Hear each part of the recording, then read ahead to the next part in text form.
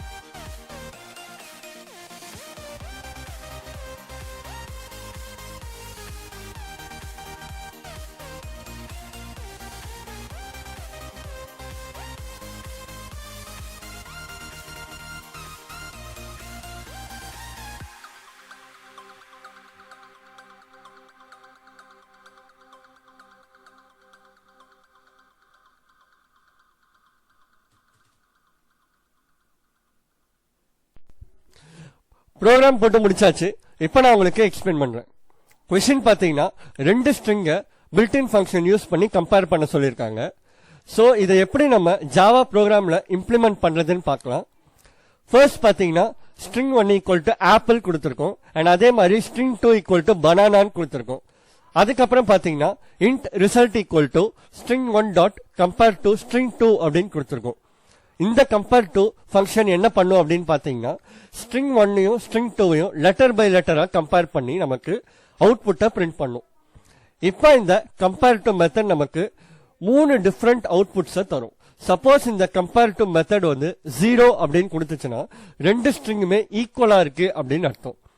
இதுவே -1 அப்படின்னு கொடுத்துச்சு அப்படின்னா ஸ்ட்ரிங் 1 வந்துட்டு ஸ்ட்ரிங் 2க்கு முன்னாடியே ஆல்பபெட்டிக்கல் ஆர்டர்ல வந்துருச்சு அப்படின்னு அர்த்தம்.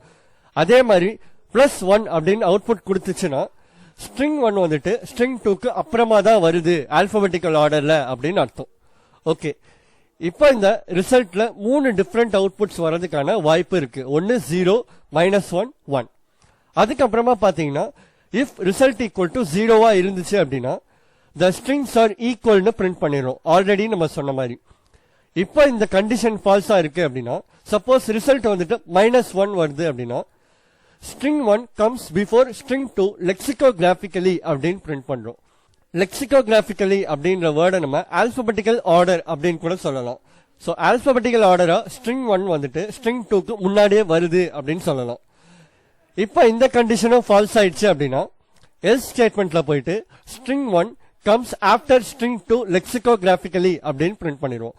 அதாவது ஸ்ட்ரிங் 1 வந்துட்டு ஆல்பபெட்டிக்கல் ஆர்டர் வைஸ் பாத்தீங்க அப்படின்னா ஸ்ட்ரிங் 2க்கு நெக்ஸ்ட் தான் வருது அப்படின்னு சொல்லலாம். ஓகே, இப்போ நம்ம அவுட்புட் செக் பண்ணி பார்த்துடலாம்.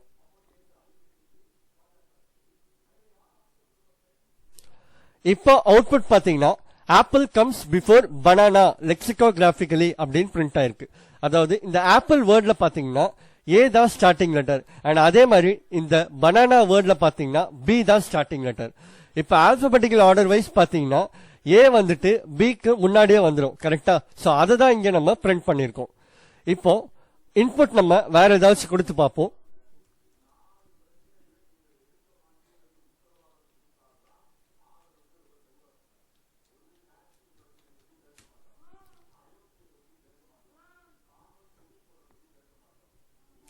இப்ப நம்ம ஸ்ட்ரிங் 1 பைனாப்பிள் கொடுத்திருக்கோம். அண்ட் அதே மாதிரி ஸ்ட்ரிங் 2 பனானா தான் இருக்கு ஆல்ரெடி. இப்ப நம்ம அவுட்புட் செக் பண்ணி பார்க்கலாம்.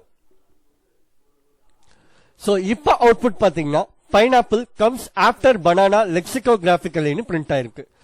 சோ இந்த பி லெட்டருக்கு அப்புறம் தான் இந்த பி லெட்டர் வரும். கரெக்டா? Alphabetical order wise. அதனால தான் நம்ம பைனாப்பிள் கம்ஸ் ஆஃப்டர் பனானா லெக்சிகோகிராபிக்கலின்னு பிரிண்ட் பண்ணிருக்கோம். இப்ப நம்ம சேம் ஸ்ட்ரிங் கொடுத்து பார்ப்போம்.